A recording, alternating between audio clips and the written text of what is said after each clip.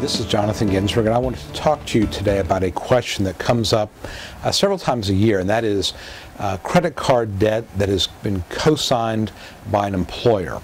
And I'm sure you know the scenario where you work for a company and they give you a company-issued credit card. A lot of times it's American Express that has your company name on there and it's got your name below. And the question is, how do you deal with this in a bankruptcy? And I think really the answer depends on who is obligated on that debt. So if it's a company card and you simply are an authorized user, then you have no, in theory, you have no ultimate personal liability for that card if you've never signed anything. If they simply got a card for you, you did not sign off on it, you have no personal liability. In that case, I would argue that if you file bankruptcy, that's not really your debt. You're simply using the card on behalf of your employer, kind of as an agent of the company, and it doesn't seem to have too many bankruptcy implications. Although ideally, when you file bankruptcy, it's best to have a zero balance on that card. More often, though, what I see is situations where both the individual, my client, as well as the company have signed for liability on the card. So, for example, you get an American Express card, it's in your name, your company kind of is a co-signer of it.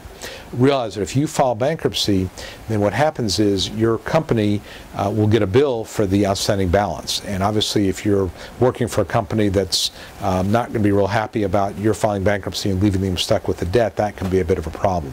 So what I do in those cases is, if it's a Chapter 7, I would probably advise my client to contact his supervisor and tell him that we're going to reaffirm that debt, we're going to go ahead and continue to make payments on it, and then I would try to enter into a reaffirmation agreement, either formally or informally with the lender, so we continue to making payments on it. Sometimes that can be difficult because some credit card companies will not reaffirm, so obviously if that's the case, we may need to get it to a zero balance before we file and then try to make arrangements for my client to get another card with a different lender. In a Chapter 13, if it's a joint debt and you need to continue using that card, we can file a motion in Chapter 13 asking the judge to authorize use of a credit card for business purposes. So, for example, if you travel a lot and you need a credit card, your company credit card to travel, but it's also, you've got personal liability on it, we would have to get the judge to agree, as well as the lender to agree, to allow you to continue using that card and to continue incurring new debt. Usually in those situations, what happens is the person using the card gets reimbursed every month, and so of course what I would advise you is the reimbursement money applied directly to paying that debt. But big picture, you want to be above board with all this. Let your attorney know about any company credit card before you file so we can figure out the best strategy. But the big picture I want you to remember from this is that having a company credit card does not disqualify you from bankruptcy.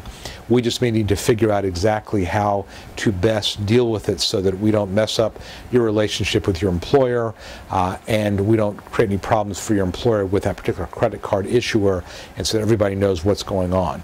And sometimes it means making a few phone calls to get things straightened out and to kind of grease the track a little bit.